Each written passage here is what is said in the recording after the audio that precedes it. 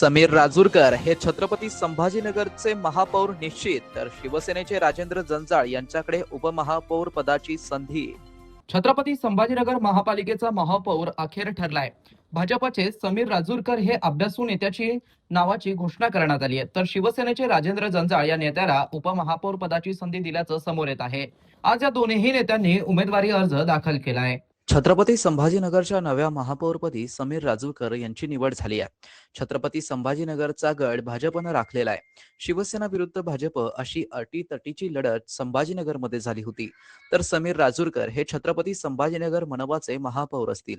ज्या शहराने गेल्या काही दशकात अनेक राजकीय वादळ पाहिली, त्याच शहराच्या महापौर पदाच्या खुर्चीवरती आता भारतीय जनता पक्षाचे समीर राजूरकर यांची छत्रपती संभाजीनगरचे नवे महापौर म्हणून निवड झालेली आहे। सध्या संपूर्ण राज्यात चर्चेचा विषय ठरतीये, तर शिवसेनेचे राजेंद्र जंजाळ या नेत्याला उपमहापौर पदाची संधी दिल्याचं समोर येत आहे। आज या दोन्ही नेत्यांची उमेदवारी अर्ज दाखल करण्यात आले आहेत। महापौर पद एकच असतं, त्याच्यामुळे एकट्याच नावाची घोषणा होत असते।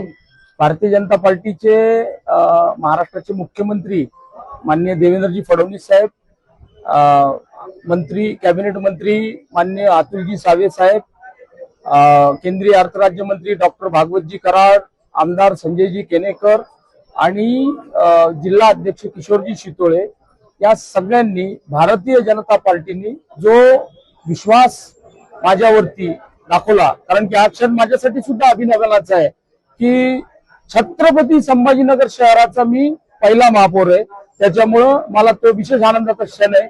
आणि मी भारतीय जनता पार्टीच्या सर्व नेत्यांचे मी आभार पण मानतो आणि भारतीय जनता पार्टीच्या सर्व नेत्यांनी जो विश्वास माझ्यावर दाखवला त्याबद्दल मी त्यांचे आभार व्यक्त करतो। निश्चित या महाराष्ट्र राज्याचे आदरणीय मुख्यमंत्री देवेंद्र फडणवीस साहेब आणि उपमुख्यमंत्री एकनाथरावजी शिंदे साहेब जे आमचे मुख्य नेते, त्यांनी या ठिकाणी उपमहापौर पदाची संधी मला दिलेली आहे आणि त्यांच्या आदेशानुसार आज या ठिकाणी उमेदवारी अर्ज मी भरलेला आहे आणि निश्चित मी आपल्या मीडियाच्या माध्यमातून त्यांचं मनापासून आभार व्यक्त करतो आणि ज्या अपेक्षा या शहरवासियांना खऱ्या अर्थानं महायुतीकडून आहे त्या अपेक्षा पूर्ण करण्यासाठी सर्वांना सोबत घेऊन आम्ही काम करणार आहोत। पालकमंत्री नव्हते, त्यांची नाराजी आहे। पालकमंत्री साहेबांच्या मतदार क्षेत्रामध्ये जिल्हा परिषद पंचायत समितीच्या निवडणुका चालू आहे आणि त्यांनी त्या ठिकाणी वेळ दिला होता, त्यामुळे कदाचित ते या ठिकाणी आले नसतील।